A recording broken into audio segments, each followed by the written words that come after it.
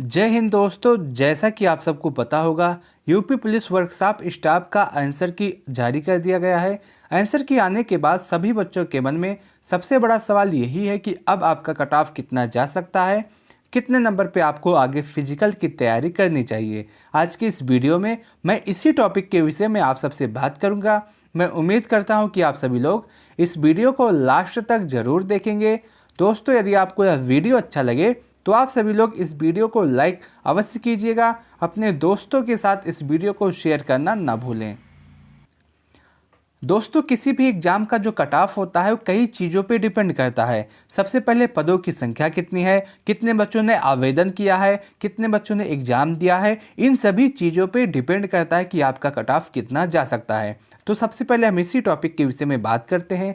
अगर आप देखें, आपकी जो रेडियो ऑपरेटर के अंतर्गत वर्कशॉप की जो पदों की संख्या थी वो 120 थी, यानी कि 120 पदों पे आपकी वैकेंसी आई थी और इस 120 पदों के लिए 73,614 बच्चों ने आवेदन किया था, जो कि अगर आप देखें इस हिसाब से पर सीट कंपटीशन आपका 613 हो जाता है, यानी कि एक सीट पर 613 बच्चे फाइट कर रहे थे। लेकिन ये आपका आवेदन करने वाले बच्चों की संख्या है और उसके साथ साथ अगर हम देखें जो पेपर देने वाले बच्चों की संख्या है ये और भी कम हो जाती है। अगर पेपर देने वाले बच्चों की बात करें तो आप यह मान के चल सकते हैं 35 से 40% बच्चे ऐसे थे जो एग्ज़ाम देने नहीं गए थे, अपना एग्ज़ाम स्किप कर दिए थे। और उसके साथ साथ 65 से 60% बच्चे ऐसे थे जो एग्ज़ाम दिए थे, एग्ज़ाम देने गए थे। और उसके साथ साथ यदि हम बात करें जो आपका पूरा पेपर हुआ था, ये मॉडरेट पेपर आया था, ना ही बहुत ज़्यादा इजी था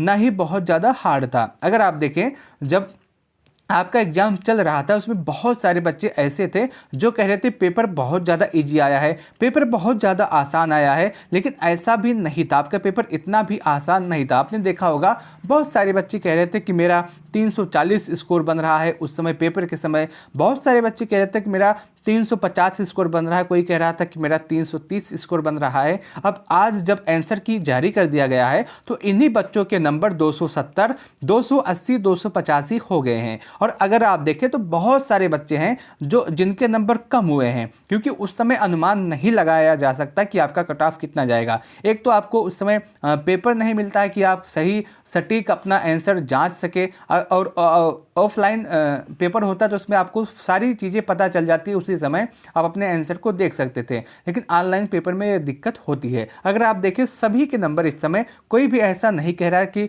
जो कहता हुआ मिले कि मेरा स्कोर बढ़ा है, सभी यही कह रहे हैं कि मेरा स्कोर कम हुआ है। और उसके साथ साथ अगर हम देखें, आपका जो पूरा पेपर था ये भी अच्छे लेवल का पेपर था, बहुत ही अच्छे लेवल का पेपर था। अगर आप देखें तो आपका जो पूरा पेपर हुआ था इसमें 4 सेक्शन से आपके एग्जाम में क्वेश्चन पूछे गए थे, जिसमें आपका हिंदी, मैथ, रीजनिंग और जीके जीएस साइंस शामिल था। इन चारों सेक्शन में अगर हम देखें, साइंस एक ऐसा सेक्शन था जिसने सभी बच्चों को परेशान किया।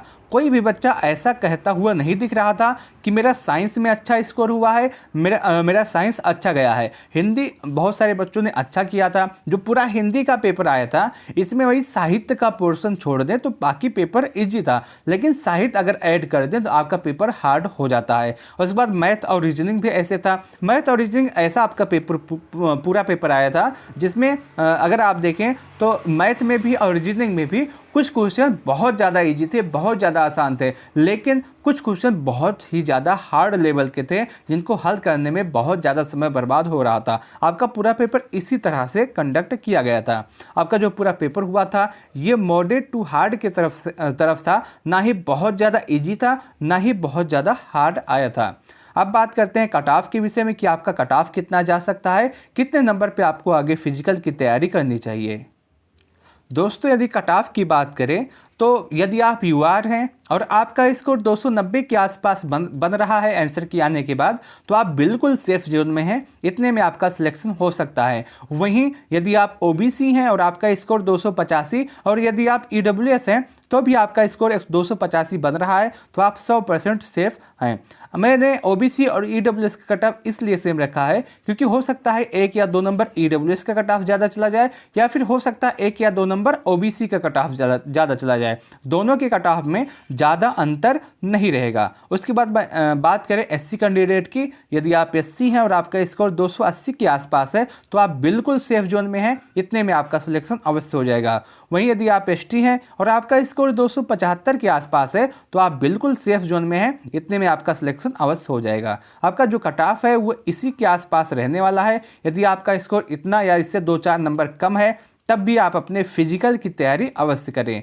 दोस्तों, यदि आपको वीडियो अच्छा लगा हो तो आप इस वीडियो को लाइक अवश्य कीजिएगा, अपना स्कोर कमेंट सेक्शन के माध्यम से ज़रूर बताइएगा और उसके साथ साथ यह भी बताइएगा कि आपके अनुसार, आपके अकॉर्डिंग इसका कट ऑफ कितना जा सकता है। इस वीडियो को लास्ट तक देखने के लिए आप सबका बहुत बहुत धन्यवाद।